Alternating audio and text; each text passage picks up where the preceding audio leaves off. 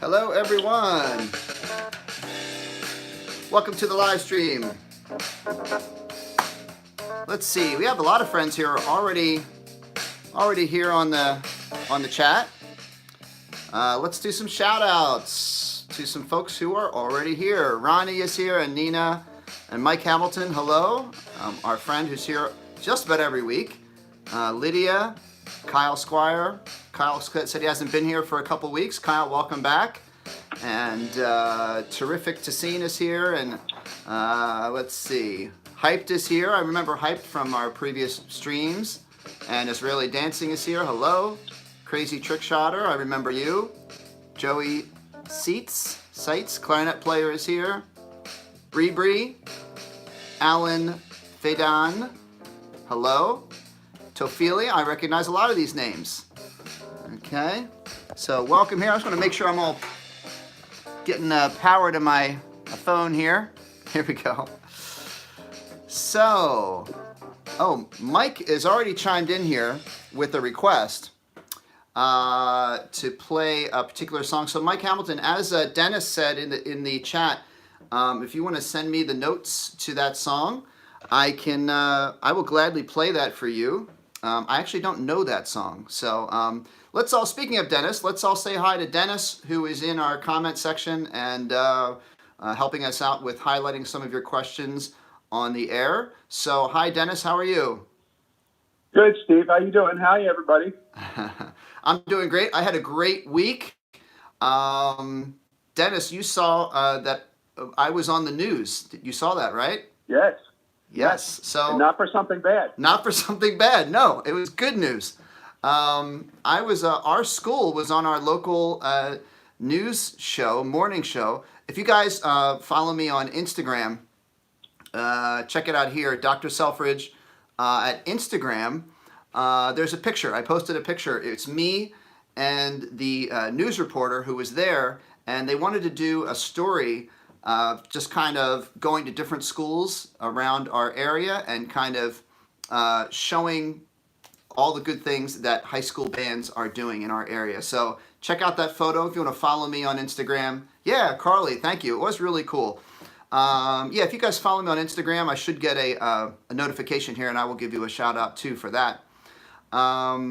So that is some fun news that happened to me this week. A really busy week at school. Next week we have our midterms. So it's going to be a kind of a more relaxing week. Maybe not for my students because they have to take their midterms. So let's get some questions, okay? And Alora just followed me on Instagram. Thank you. Here's an easy one. Israeli Dancing wants to know how to play high G on clarinet.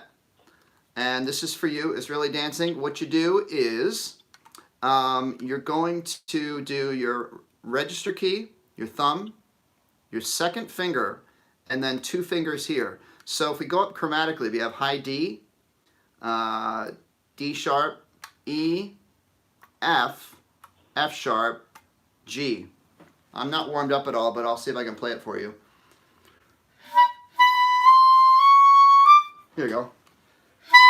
C sharp, D, E flat, E, F, F sharp. Dennis, did you know a clarinet could play that high? No. So that's how you do a high G. Okay. Thank you all for your questions and checking in. Neil Rocks 84. Can I play the first suite in E flat on alto sax? Do you mean the Gustav Holst? Yeah, we had another one of our friends who's been asking me for that for the whole band. I can easily get the saxophone part and play that for you next week. I don't have the alto sax part with me on hand, but I'll try to remember that. Get the sheet music for that for next week because I do have that at school. Let's see. What is the highest note on clarinet? Carolina Gutierrez. You're gonna top out at around a high G or A flat, but in more higher level music, professional college level music, clarinets can actually go up to a high B, way up. Here is and then an octave higher than that is one of the highest notes on clarinet. Okay. Aubrey plays the flute. Aubrey, that's great. Logan Macy, why does my sax make an airy sound sometimes? Supermex just followed me on Instagram. Thank you. Supreme Xbree, thank you for following me on Instagram. I was about to answer. Dennis, do you remember what I just said? Oh, an airy sound? Right.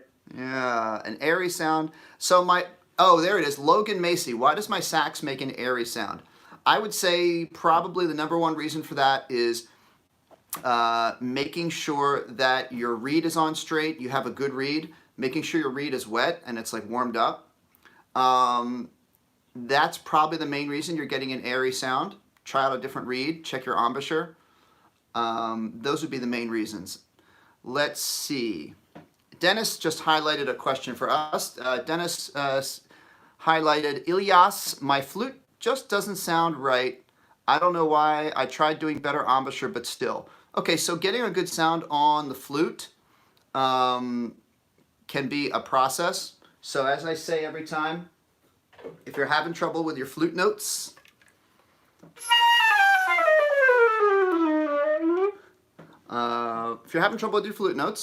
it's usually because your embouchure hole is too big. You should make it like almost like your lips are closed and you're just letting some air leak out in like a little tiny stream. And focus it right on the edge of the embouchure hole, okay? I had a quick request. Terrific Tassine is requesting Mary Has a Little Lamb on the clarinet. That's an easy one.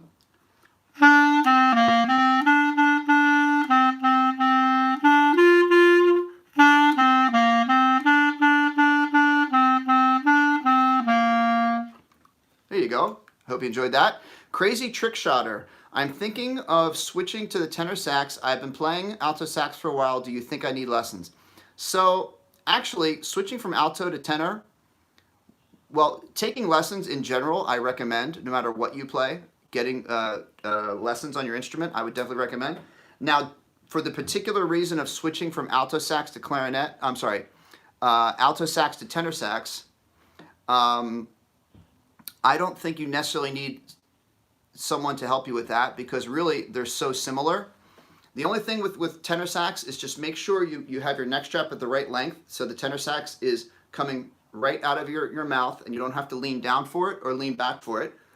It's going to be a little bit more open. It's going to feel like a bigger mouthpiece because it is, but everything else is the same. So good luck with that if you want to try that. Let me know how it goes. Now Mike Hamilton, our good friend who's always here, checked in and said, did anyone send me a video to give constructive criticism? Actually, yes. Last week we talked about I was going to put up a link on my website where you guys, if you want to send me a recording of you playing something and I can let you know what I think or give you some tips, I actually have a link. If you go to drselfridgemusic.com, drselfridgemusic.com, there's a link right there where you can send me an email or you could share something with me on Instagram, and I'll be glad to listen to you and maybe give you a few tips, okay? And so, Mike, yeah, someone did take me up on that last week. It was great. I'm trying to remember who it was, but they sent me a video of their middle school band, and it was really good,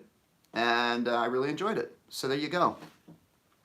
Lucky Miner, any tips for a beginning bass player? So Lucky Miner, are you playing the big stand-up bass or electric bass that you hold this way? Lucky Miner, tell me what you're playing and I will give you some advice. Hope Elert, how do you play a high D sharp on the clarinet? That one's easy.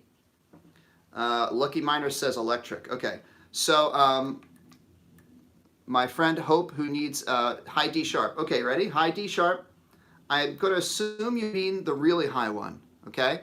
The really high one is, it's like you're playing an F, right?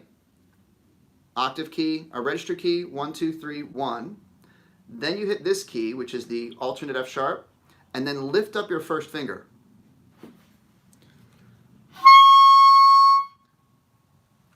high D sharp. Okay, we have a lot of great questions coming through.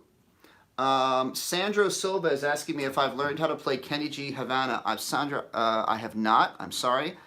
Can't always get around to all of those requests, but thank you for putting those on my radar.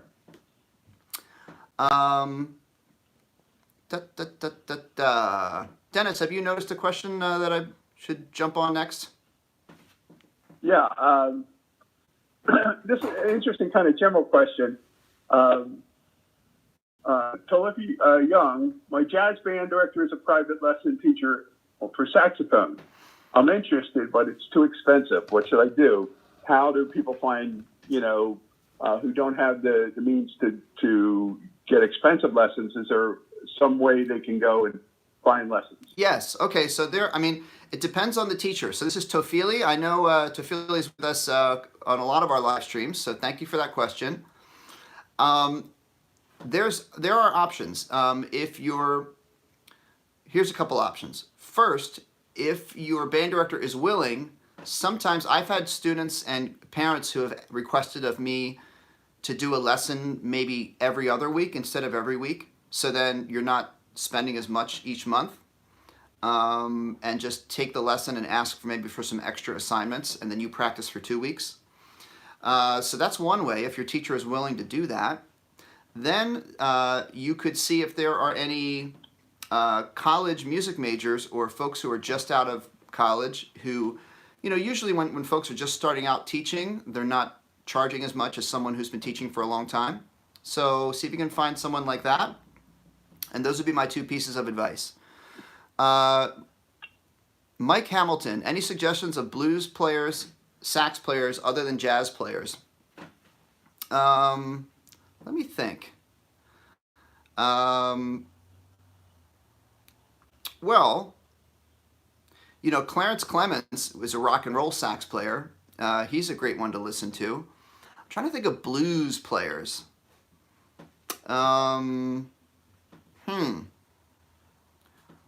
Drawn a little bit of a blank on that. There are jazz players who play more in a bluesy, funky style, like Lou Donaldson. He's an alto sax player, but he's also really jazz too. So, but if you find jazz players who are playing in more of a traditional blues context, Tofili Young says Dexter Gordon. Yeah, Dexter Gordon's a good one. He's also more bebop and jazz, but also a lot of blues. So Mike, sorry I didn't have like a really great answer for that, but there's a few things for you to check out. Hyped, what is enharmonic to E sharp? Does anyone know what is enharmonic to E sharp? And that just reminded me, I need to answer my friend's question about electric bass. Israeli Dancing got the right answer. It's F. Very good. Okay. So we had a question. A lot of you got the right answer. Good job. We had a question about tips for starting on electric bass. My number 1 tip if you're starting on electric bass is make sure you're using the proper technique with your hand, that you're holding your hand the proper way, and you're learning how to alternate your first and second finger for playing the different notes. Don't just use one finger all the time. And make sure you're using proper hand position with your left hand on the frets. So there's 2 tips for you. Okay. Let's see. Dennis is just highlighting here. Oh, good. This is a great question. Aaliyah Ontiveros. Dr. Selfridge, do you know why there's not much music that requires clarinet to vibrato? The answer is, in most classical music, just the tradition of clarinet is that they don't use vibrato. I'm trying to think if there's any other instrument that has that tradition. Horn, French horn. So French horn traditionally doesn't use any vibrato either. So clarinet and horn are similar in that way. Now when you get into jazz, there's a lot of vibrato. And then sometimes modern players will even incorporate a little bit of vibrato into clarinet if you're playing a more modern piece. So that's the answer. I don't really have the answer why, other than that's just the tradition. Brian Finn says, I love your channel. Thank you, Brian. Very nice. There's this word, wait.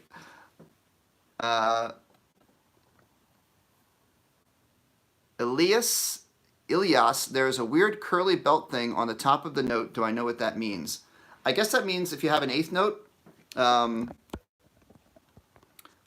might mean it's the. You might be referring to the flag on the top or the of the eighth note. I'm not sure. So let's see here. Dennis, do you have anything for me? I'm looking. Yeah. Edong, Ikbong, when I play G on the flute. Oh, okay. Yeah, that's a good So question. why does it play G? Got it? Yeah. Okay, and I also see Ilyas. I'm going to follow up on your question too. It's called a turn, the squiggly thing. So a turn, I'm going to get to the flute question. I'll do it on flute. A turn means they want you to play the note that's written and go above the note, back down, below the note, back to the note. So da da da da da.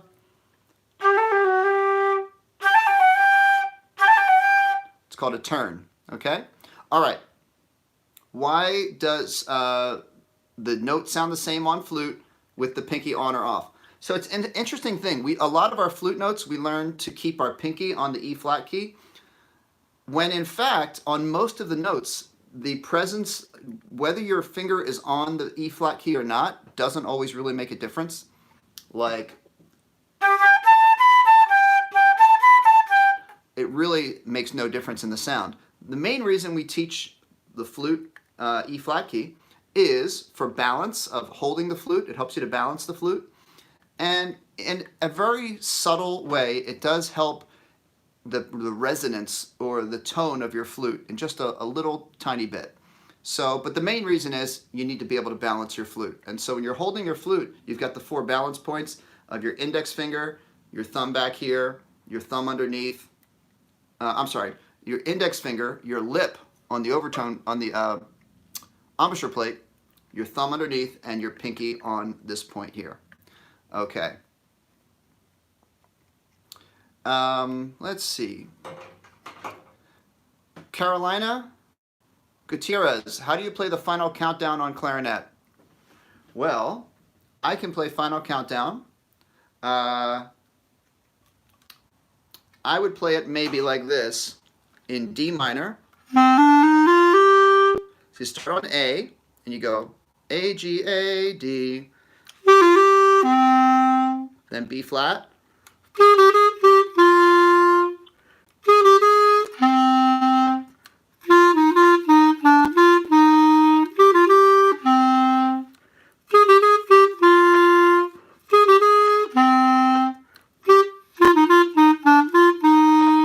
and that's basically the first part of it. You start on A and use your B flat as well. Okay, so Curly Whirly, any advice for a newer bassoon player? So first of all, congratulations on playing bassoon. Bassoon is an awesome instrument, and I think I would love to have more kids playing bassoon in my band. So good job playing bassoon.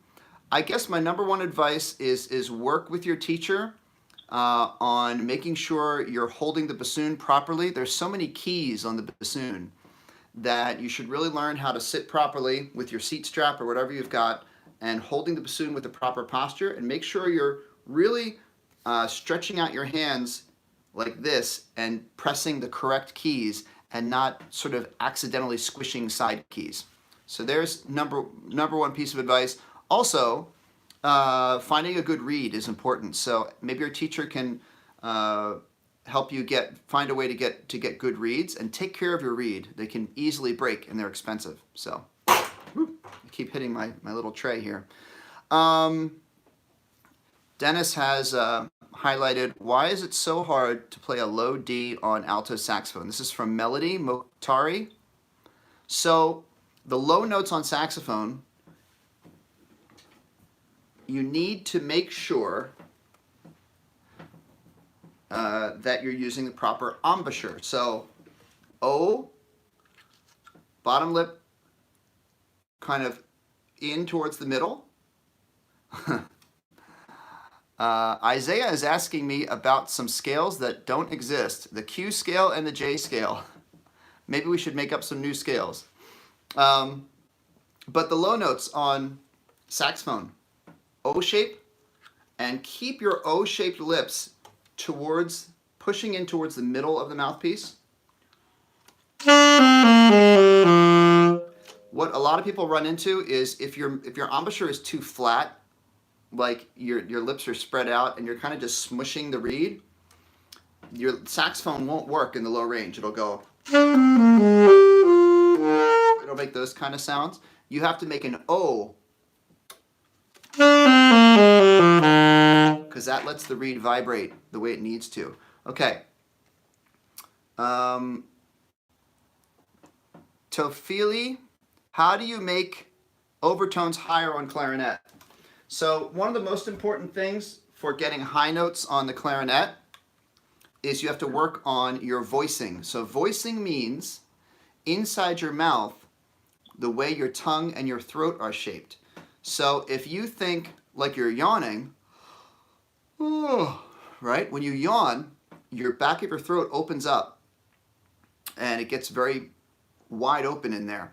The opposite is when you might be, imagine like you're gonna take a sip of water and swallow it, and you kind of close down your throat when you swallow that. Israeli dancing has to go. Bye-bye. So voicing is very important. The shape of your tongue. If you say E, your tongue is like a sort of like a sliding board or a water slide. If you say ah, your tongue is flat. So thinking of an open throat and an E shape of your tongue helps you with your higher notes on clarinet. Oh boy. Yeah, I was having trouble there because my posture was not correct. Okay, Kennedy, best reed to use for alto sax. Van Doren is probably what I would recommend. Rico Royals are also very good. The Diodario Select are very good.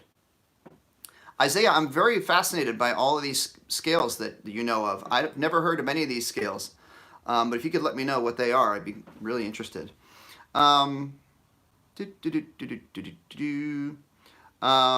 Synthetic reeds, Chachi Doggy. Yeah, synthetic reeds can be very good.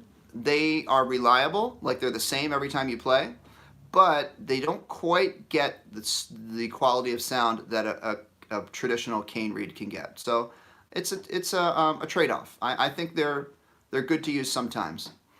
Skylar Carr, is it easy going from clarinet to tuba? You know, I think tuba, if you want to switch to tuba, or if your band director wants you to switch, that would be great.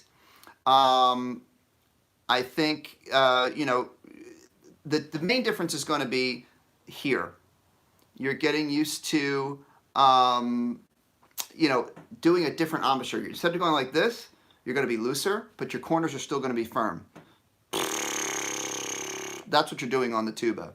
The fingers are only three keys you have to worry about, so that part's not so hard. So good luck. Let me know. If you do switch, let me know how it goes, okay?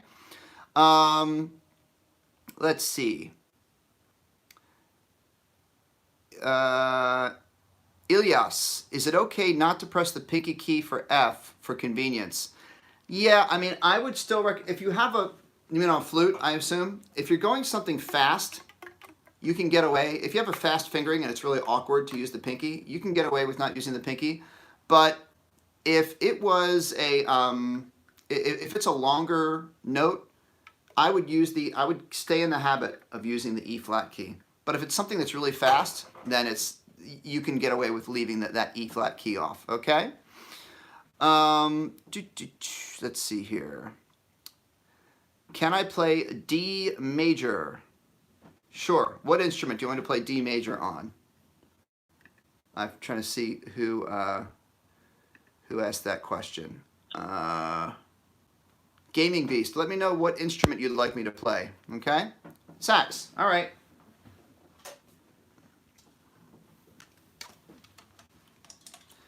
D major is, does anyone know, first of all, let me ask you guys, does anyone know how many sharps you need to play in a D major scale and which ones they are? Okay, Ilyas got the right answer, it's 2. Tofili got it. The answer is 2. And Ilyas got, wow, good job. Ilyas got the names too. C sharp and F sharp. Now, to be technically correct, you should always say F sharp first, followed by C sharp. So we always want to say the sharps in order: F sharp, C sharp. Okay, in order of the key signature. All right, here's D major.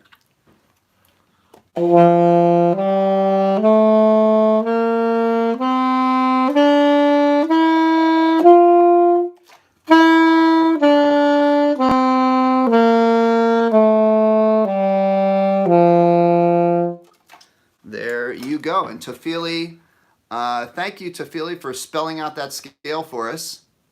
Okay.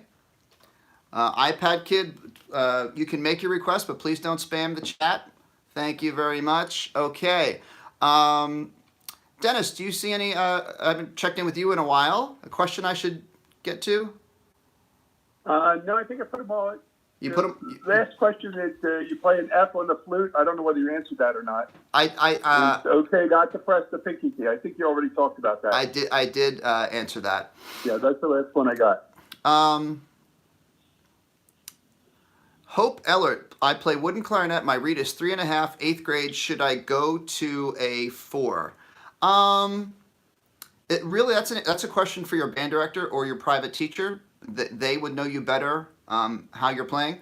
I'd say 3.5 would be sufficient, but if your teacher really feels like you should be on a 4, you can try it. So I don't have an answer for you on that, but good luck with that. Ask your teacher. Okay. Latham is asking for F major. Latham, what instrument would you like me to play F major on? Oh, and you want E major too. Give me an instrument, and I will play it. Alyssa Dillon, is it possible to play above altissimo C on clarinet? I've tried voicing, but it is difficult. That is really high, and I will tell you, I've never played higher than that on the clarinet, but I bet there are professional, high-level clarinet players out there that can make higher notes happen. That's a good question. I'll ask my friends who play clarinet. Mauricio, contrabass clarinet. We have one at our school. You guys ever heard of a contrabass clarinet? They're huge. They're twice the size of a bass clarinet, and we have one at our school. I've actually never played it. We have a student who plays it. It's pretty awesome. You should Google it. You search up on YouTube contrabass clarinet. Okay. Okay. Ilyas is asking a lot of good questions today. Can I do a C sharp major scale on the flute so you can see the fingerings? Okay, I'll do that right now. You guys can help me out. How many sharps are in C sharp major? How many sharps are in C sharp major? Who's got the right answer? And I will play hot cross buns on sax. So the answer is C sharp major is actually, if you think about it, C major has no sharps, no flats. So if we take C major at no sharps and no flats and move it, everything goes up a half step because it's C going up to C sharp. That means we go from 0 sharps to every single note sharped, 7 sharps. Right? Does that make sense? F sharp, C sharp, G sharp, D sharp, A sharp, E sharp, B sharp. All right, here we go. C sharp, D sharp, E sharp, which is F, F sharp, G sharp, A sharp, which is B flat, B sharp, which is a C, and C sharp. A little confusing. Here it is faster.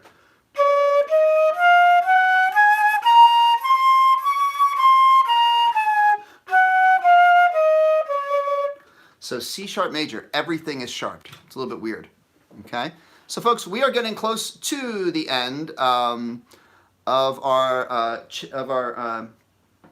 chat, and Mike Hamilton, who is one of our biggest fans and best followers.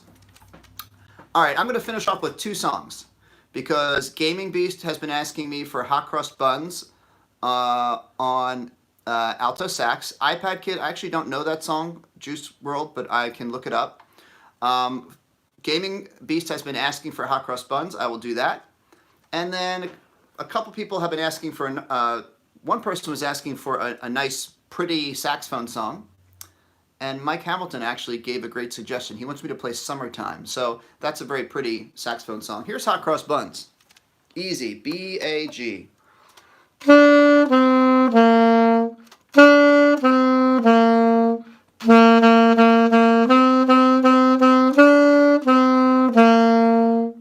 Now, the second song I said I was going to play is Mike Hamilton requested Summertime, which is an old jazz song, which I'll play that right now, okay? Here we go.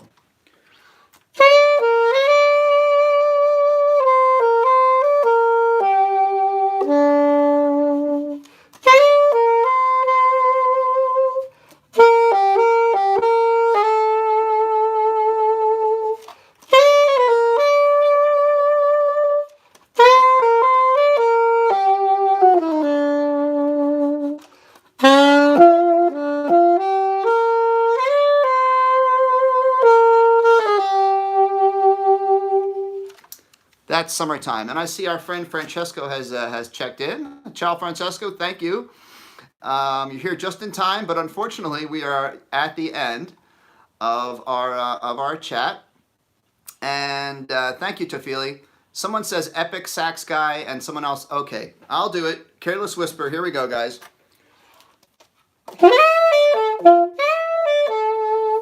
Sorry. I know some people are sick of this song.